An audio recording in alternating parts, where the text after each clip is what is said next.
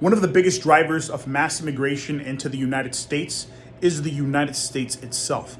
This country has a long, violent history of intervention in foreign countries that have something that it wants, whether it's resources, strategic control, political alignment, and in doing so, it destabilizes entire regions. For example, look at Guatemala in 1954, where the CIA overthrew a democratically elected government in the name of corporate banana profits. Or El Salvador, Honduras, Nicaragua in the 1980s, where the United States funded death squads and far-right regimes.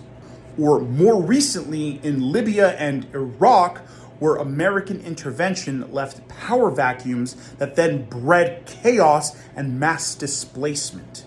The violence, the poverty, the corruption, the chaos that these people are fleeing is oftentimes caused or worsened by US foreign policy.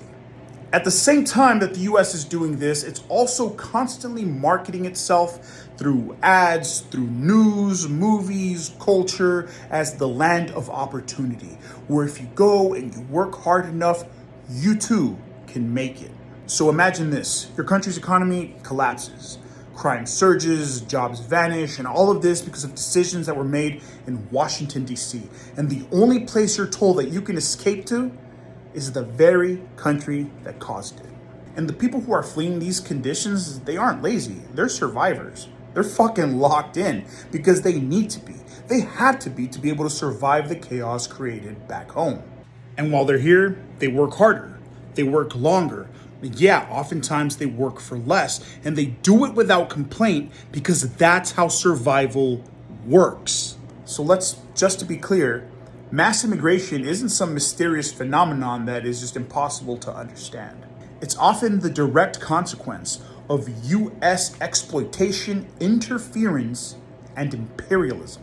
And instead of addressing the root cause, instead of stopping the exploitation and the coups and the puppet regimes, the United States government has chosen to take a different path, building a police state. Because addressing the root cause would mean sacrificing profits. And the oligarchs who run this country aren't about to let that happen. So they push us deeper into authoritarianism. They build walls, they tear apart families, they flood communities with fear, and they justify it all in the name of immigration control. But what it really is the defense of capital.